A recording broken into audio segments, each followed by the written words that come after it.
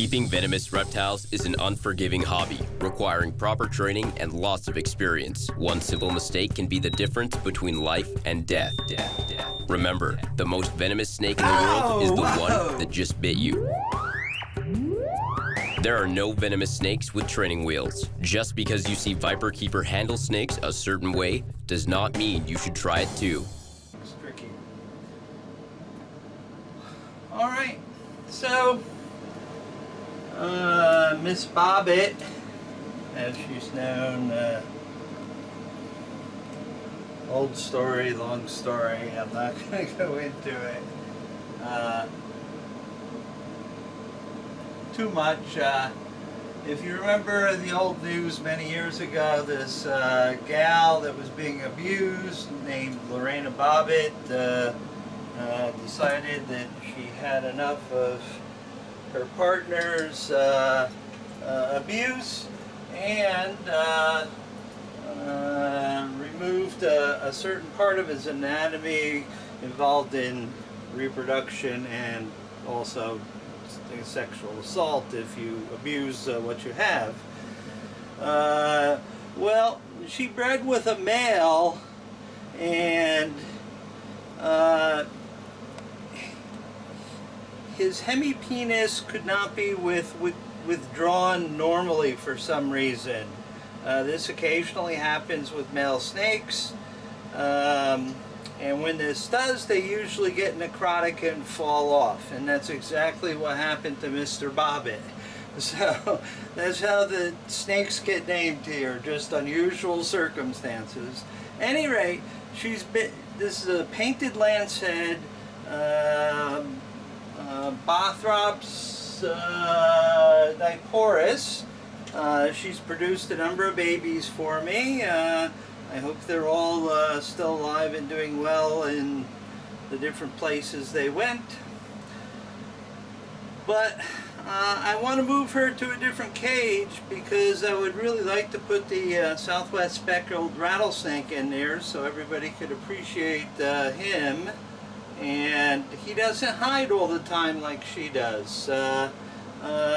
Where you see her coiled up is where you see her 99% of the time. Occasionally she would be in the back corner under her bush, but essentially she's one of these invisible snakes at the lair, and you guys don't get to see her very much. So She's normally underneath a little hut. Yes. See the hut that Miss Arutu has? That's exactly the same kind of hut that she has. You never see her. And you know, right now I'm sort of thinning out snakes like this that I really can't work with on camera, and we can't have interactions with because A, she's a Bothrops and you don't play with them just for the hell of it, and B, you know, she doesn't come out. At least Miss Arutu and the whitetails and Mr. Barnetti's in the corner here. It was pretty funny. If you come over here to where Mr. Barnetti is, I was working on cleaning this cage, and he's sitting there like, you don't see me. You don't see me hiding here. I don't see you. You don't see me. So he's been scrunched in the corner, cowering, because, you know, he's a very shy snake also. So, at any rate, just a little bit of funniness. He looks like he's like, you don't see me. I don't see you. So we won't annoy him by focusing the camera on him too much. But now it comes time to move Miss Bobbit, who very seldom gets handled and hooked. So I have the Gentle Giants just in case, because when you're working with Bothrops, you always have the Gentle Giants at hand because things can go awry quite rapidly. So what I'll do is I will try to get her to hook and come nicely. She thinks I'm going to feed her, actually. That's really sort of... Take the other one off. Oh, thank you. I forgot. See, that's one of the nice things I like about these cages is they've got 3 latches, and I'm very, very fastidious about latching them all every time I go in and out. But normally she only comes her head comes flying out of her hide for food and pulls it back in the hide, and that's all I see. So we're going to try to gently maneuver her to her new quarters, but again, she's a Bothrops and anything can happen.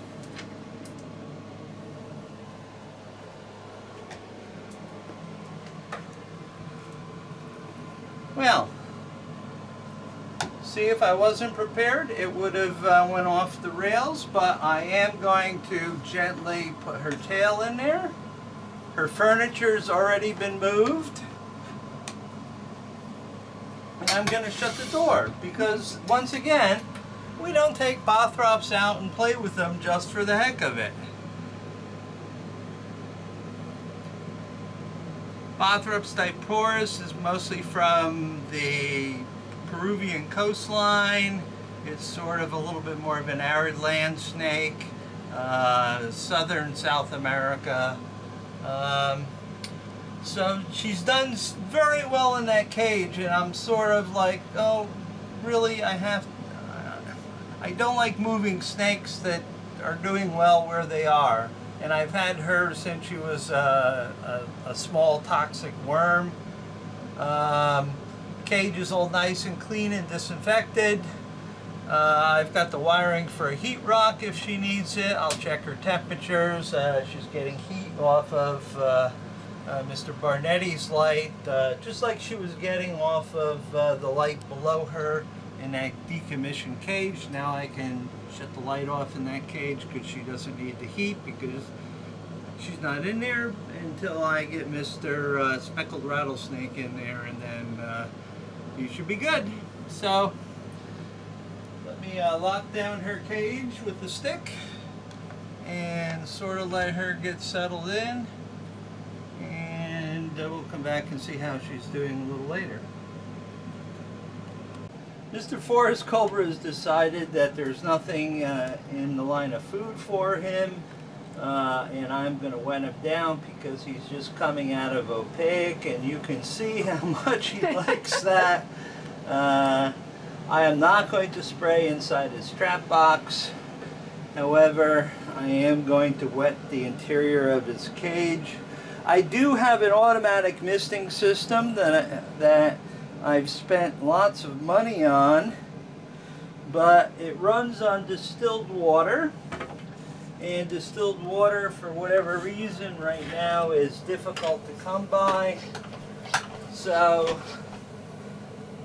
I'm using the old sprayer here to raise the humidity manually in their cages.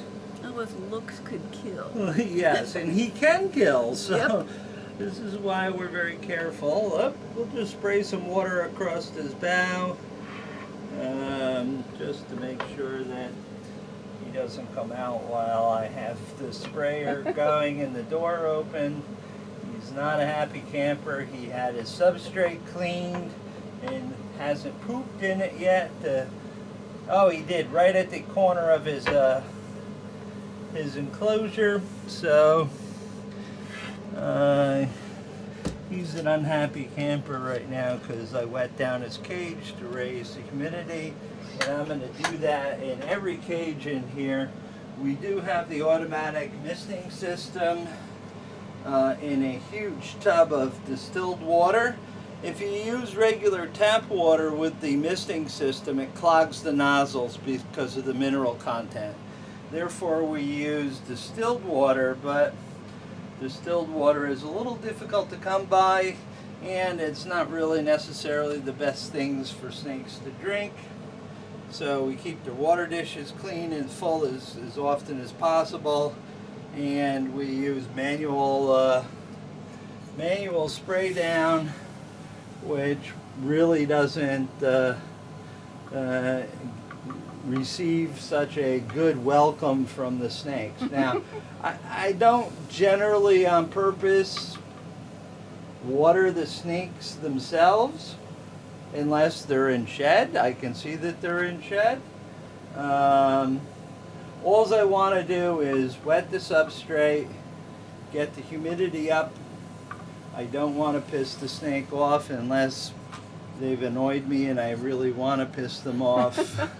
The whole idea is to just wet the entire enclosure down, leave their hide is dry so they have a dry spot. Make sure that the water dish is full.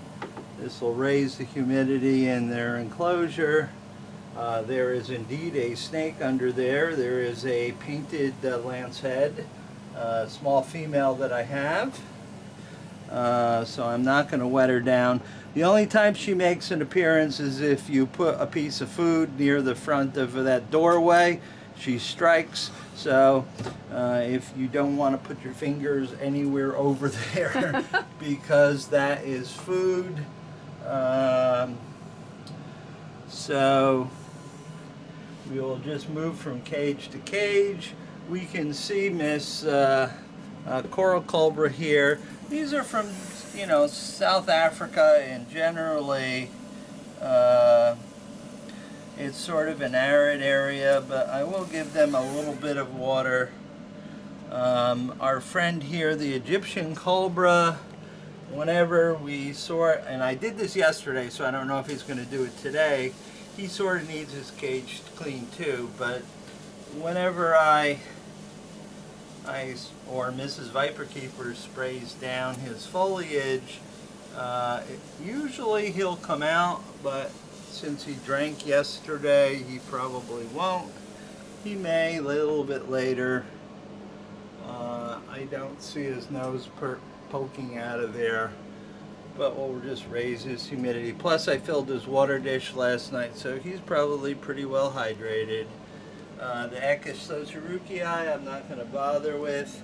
I do have to do a little bit of substrate cleaning in a couple of these cages, and wetting them down does not help at all.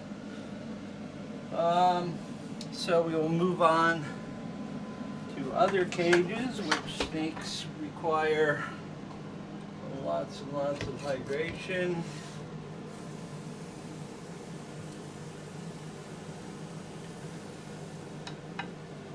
This is the whitetail lancehead female who had a bad shed the last time and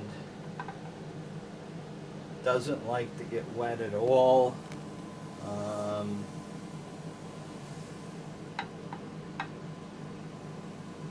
So we'll just raise the humidity in her cage.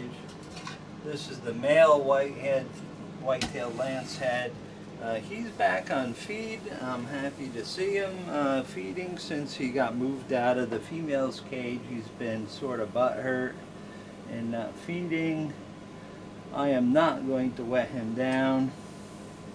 However, I will wet his substrate down and give him some added humidity. Also, these little nooks and crannies on these cork bark logs will hold a little bit of water longer.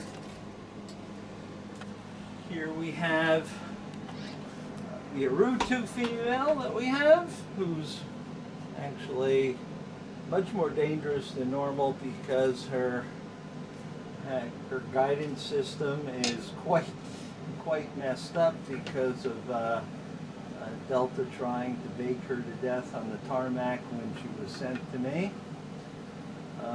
So we're just going to wet her down.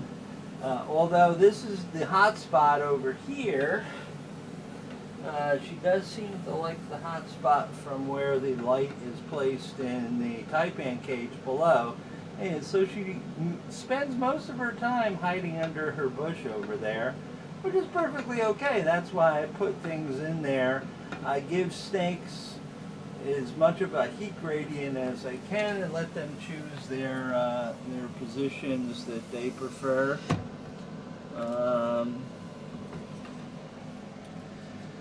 Ms. Taipan and Mr. Taipan I will do a little bit later when Mrs. Viperkeeper is not here, because these are very tricky snakes to do, and I would prefer to have her at a very safe distance.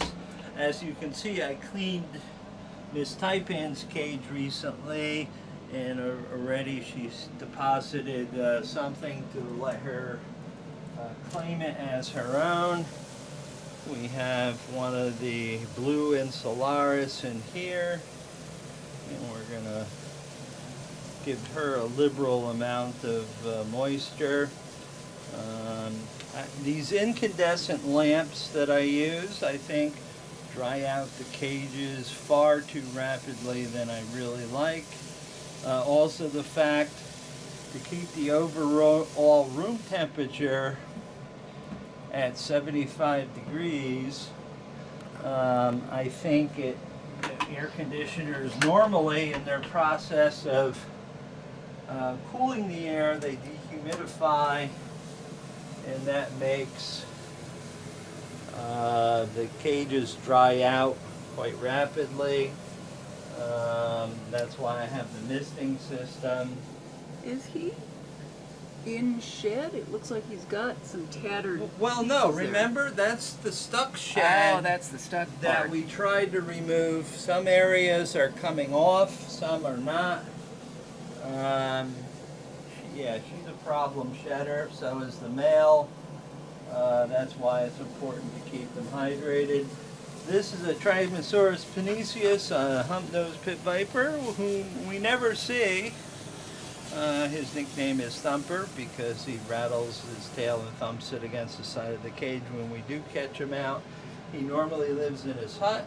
I present food at the door of the hut, and he usually grabs it and takes it inside and eats it, and therefore we never see him. This is a